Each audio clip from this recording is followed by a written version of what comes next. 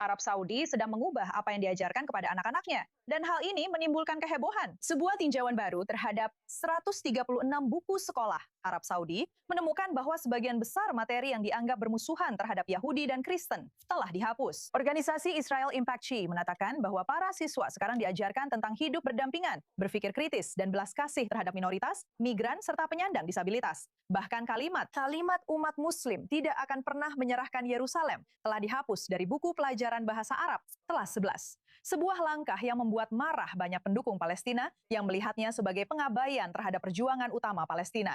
Namun, gambaran di sini tidak sepenuhnya jelas. Tinjauan tersebut mengatakan bahwa bahasa yang masih menggambarkan Israel sebagai kekuatan pendudukan masih ada.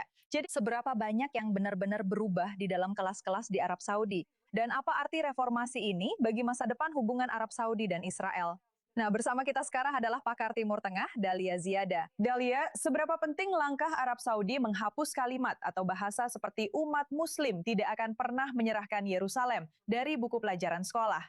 Tolong jelaskan untuk kami. Terima kasih Natasha, senang bisa bersama Anda. Ini sangat menarik. Dan saya juga akan mengatakan bahwa ini adalah langkah yang sangat berani untuk diambil saat ini, daripada menundanya lebih lama lagi. Ini telah menjadi agenda pemerintah Arab Saudi setidaknya sejak tahun 2017 untuk melakukan reformasi di masyarakat dalam sistem pendidikan, terutama materi pendidikan. Kami melihatnya, saya rasa sekitar tahun 2022 hingga 2024. Mereka melakukan penyempurnaan besar-besaran terhadap buku teks pendidikan dalam hal isi, memuji jihad kekerasan misalnya, atau menjelek-jelekan kelompok agama lain yang bukan Muslim, seperti Kristen dan Yahudi, dan sebagainya. Namun kali ini, sesuatu yang sangat luar biasa sebenarnya terjadi dengan reformasi ini, yaitu mereka mengubah persepsi tentang Yerusalem, bukan lagi seperti biasanya. Karena, seperti yang Anda tahu, ini sangat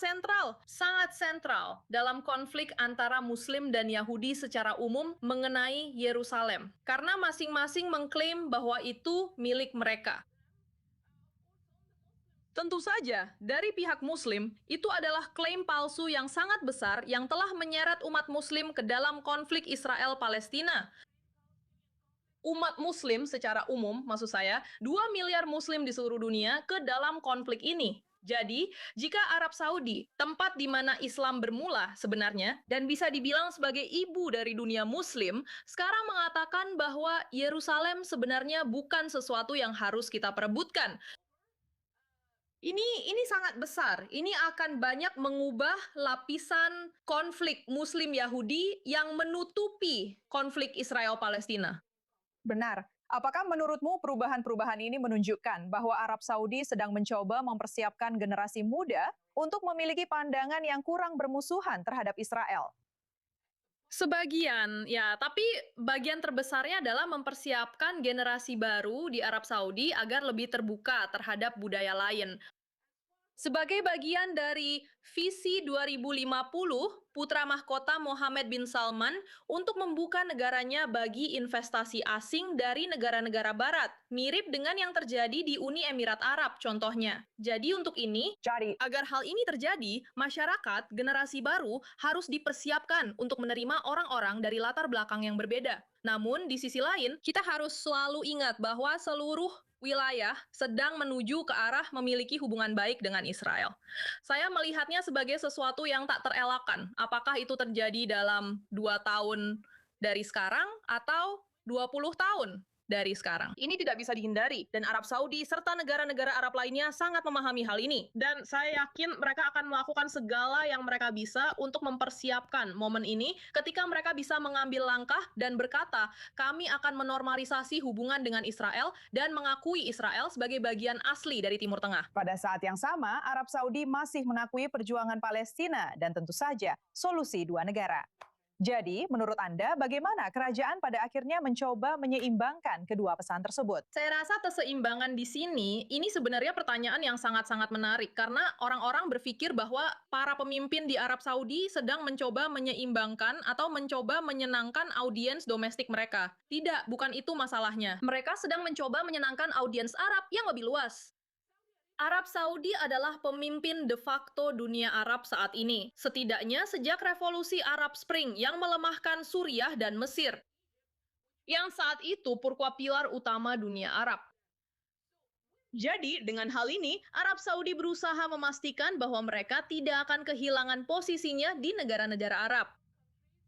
Sebagai pemimpin yang dihormati di dunia Arab, jika mereka meninggalkan apa yang disebut sebagai perjuangan Palestina, yang sekali lagi selalu menjadi inti dari persepsi orang Arab dan pandangan dunia mereka.